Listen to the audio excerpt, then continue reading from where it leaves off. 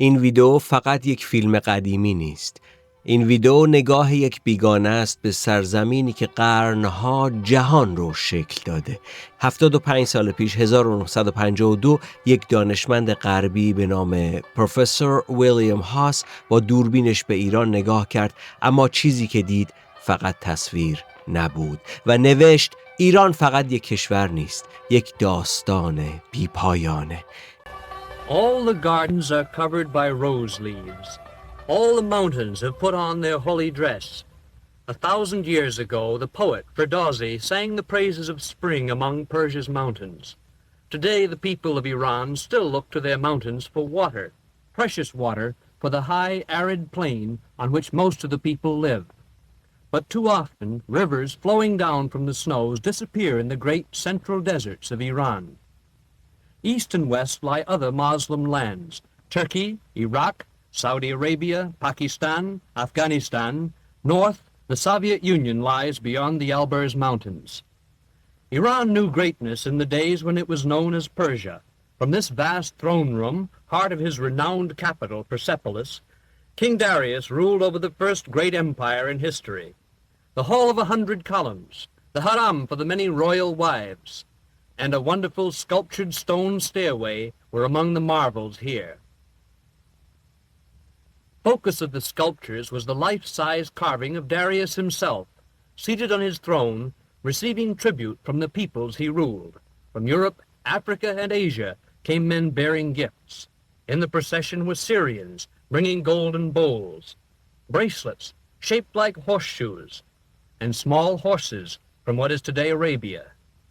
This was sort of tax day 25 centuries ago. There were Medes, there were Scythians from what is today southwest Russia. There were sheep from what is today Turkey. There were vessels with exotic shapes, full of precious liquids. There were humpbacked cattle from what is today India. All these part of the Persian Empire in its days of greatest glory. There was a chariot, like those of the pharaohs. Even Egypt was ruled by this Persian king.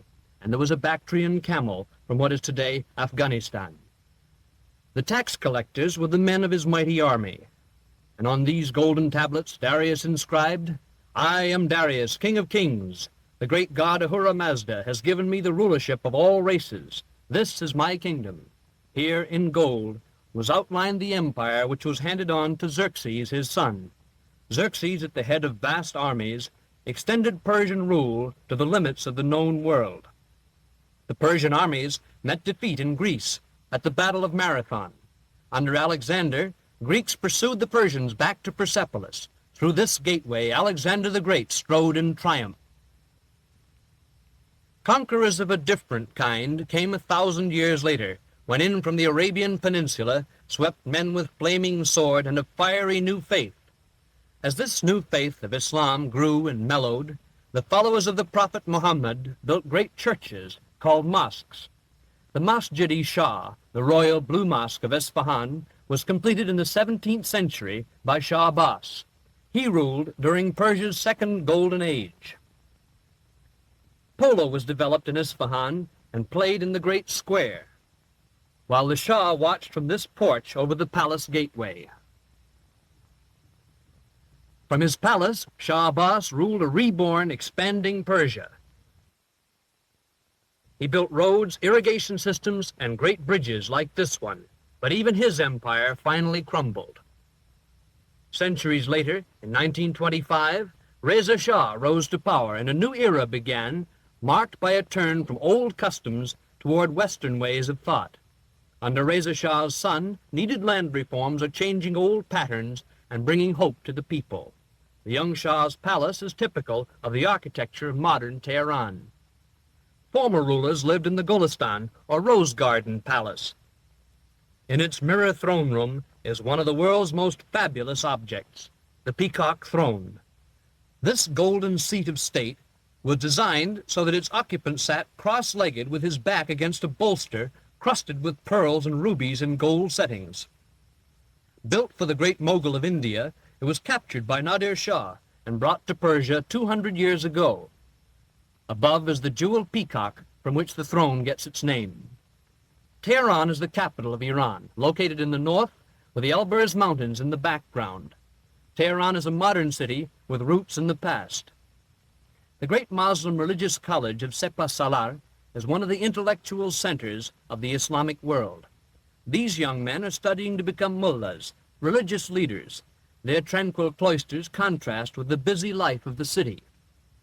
A woman wearing the enveloping chador is a reminder that even here in this modern city are strong links with Eastern tradition. New buildings and modern apartments are among the visible signs of progress in Tehran. At their national university, young Iranians, with a growing spirit of national pride, are becoming the doctors, teachers, engineers, and leaders of the future.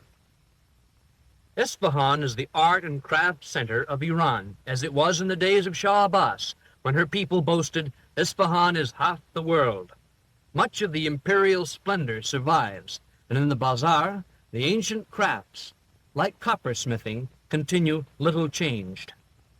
Modern machinery has come to Iran, but it still is far less difficult to hire a skilled hand craftsman by the day than to find capital to buy an imported machine to do his job. The hands of Isfahan craftsmen turn with special skill to the creation of fine articles of silver. Machinery will never be able to replace artist craftsmen like these silversmiths. Their skill is not easily acquired. For 50 years, these hands have guided tiny chisels, none over a tenth the size of a finger. With never-ending taps of his hammer, one of the world's great silver masters, Mohammad Zufan, creates things of lasting loveliness. This small case is ornamented with figures of legendary heroes, hunting lions in a scene from a Persia of long ago. The shop windows of Isfahan display other traditional arts. Here are miniature paintings. Themes used today are little changed from those of the time of the great Shah Abbas, and the technique is also little changed. Men sit all day, seeming scarcely to move a muscle. His brush, 3 camel hairs, and this is some of the work he does.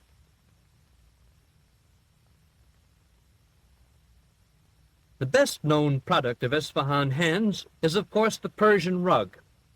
An average rug is made up of at least 1 million tiny knots, every one of which must be tied by hand. The knots make the woolen tufts, or pile of the rug. The warp, or foundation of the rug, consists of cotton threads wound between large wooden rollers.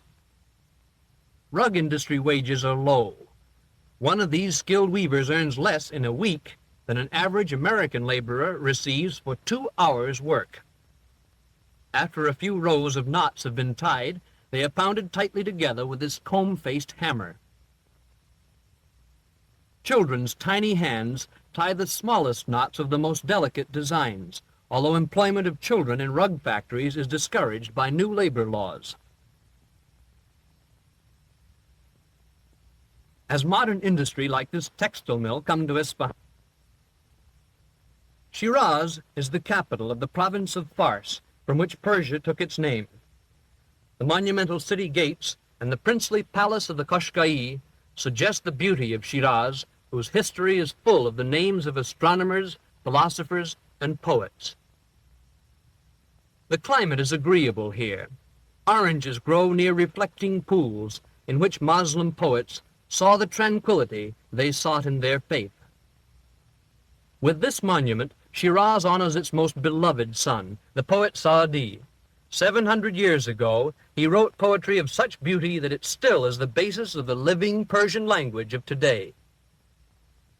The people of Shiraz are among the most progressive in Iran.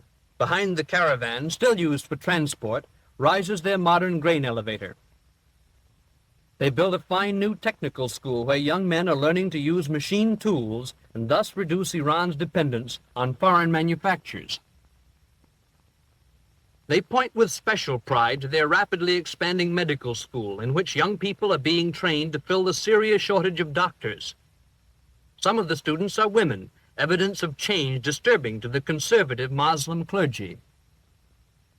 Medical care has not yet reached much of rural Iran. About 90% of the people live in villages like Kinare. Kinare exists because it has water. water drawn by this primitive hoist.